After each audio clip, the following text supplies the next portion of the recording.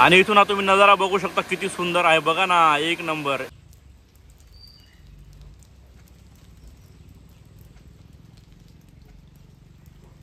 नमस्कार मित्रांनो, कसे आहेत सगळे? मस्त ना?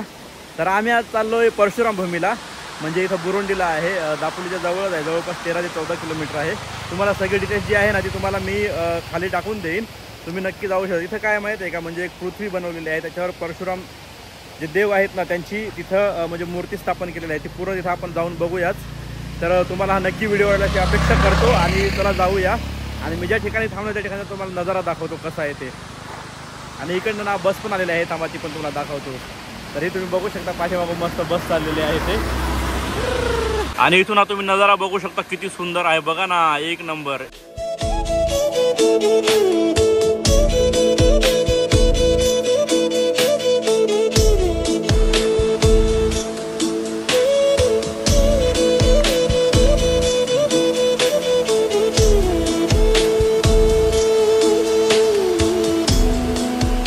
फायनली पोहोचलो आम्ही तिथं। तुम्ही इथून नजारा बघू शकता, एकदम खतरनाक आहे।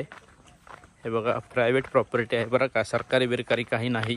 मित्रांनो, ह्या स्मारकाची निर्मिती आहे ती अनिल गोविंद गानू व अश्विनी अनिल गानू यांनी केलेली आहे।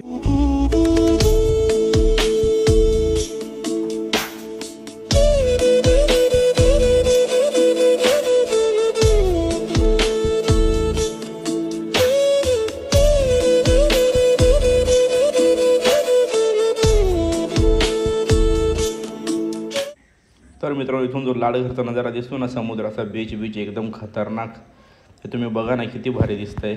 आणि इथे कॅमेरातून आहे, तुम्ही डोळ्यांनी बघाल तर विशेष गंभीर। मग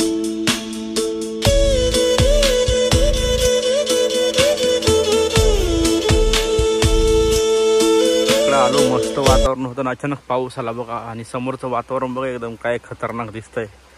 हे बघा, हीच तर कोकणाची खासियत आहे, वातावरणाचा विषयच नाही भाऊ। आणि खाली हे बंगले वगैरे आहेत, प्रायव्हेट प्रॉपर्टी आहे म्हणे, असे पाट्या वगैरे भरपूर लावलेले आहेत। आणि मागच्या वेळेस आम्ही आलो होतो ना, तेव्हा इकडेच ते पक्षी होते। ते पक्षी म्हणजे कोणते, त्याला काय बोलतात विसरलो मी आता, त्याचं नाव विसरलो। ते इकडे होते, मस्त बसलेले इकडे फिरत होते। आणि तिकडे बघा बुरुंडी गाव आहे, ते बघा खाली हे सगळं बुरुंडी गाव आहे। बुरुंडीचा बीच वगैरे पण आहे, तुम्ही मगाशी बघितला तो बुरुंडीचा बीच वगैरे आहे। तर वातावरण एक सांगितलं तर एकदम भारी आहे, एकदम म्हणजे एकदम भारी आहे। तिकडे बघा मस्त खाली धुकं उतरलंय, इकडे बघू शकता मस्त धुकं उतरलंय, काय भारी वाटतंय, एकदम मस्त।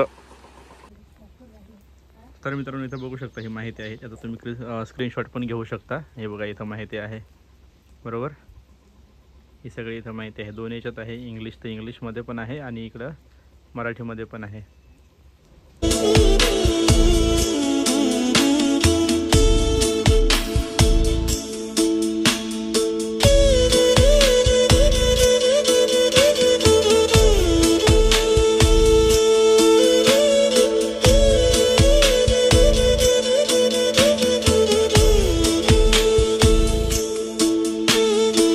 ही प्रतिमा जी आहे ना ती हे बघा इकडं आहे, भगवान परशुराम यांची। आणि जे बाकी पुढं आहे ना, पुढं मस्त असे म्हणजे मोकळा एरिया आहे, इथं आपण मस्त येऊन बसू शकतो। म्हणजे हे बघा एकदम प्रॉपर आहे।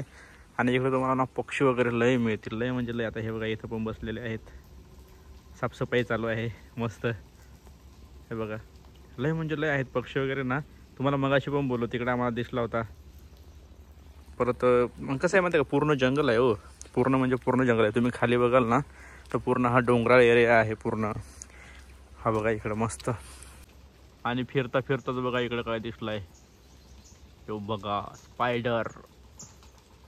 हा बराच मोठा होतो, हा एकदम बराच म्हणजे बराच मोठा होतो, हा बघा।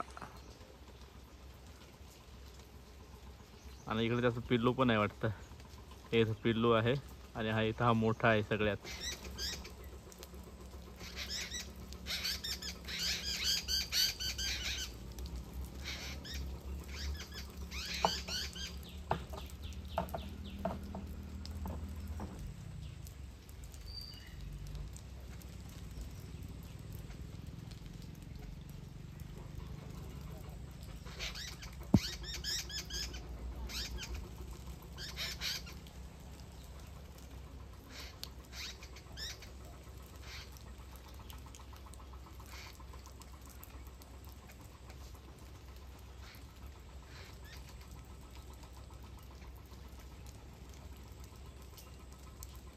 तर मित्रांनो तुम्हाला आजचा व्हिडिओ कसा वाटला ते कमेंट्स करून नक्की सांगा आणि पुढच्या व्हिडिओमध्ये बघूया असंच काहीतरी नवीन, कुठेतरी मस्त नवीन ठिकाणी जाऊ.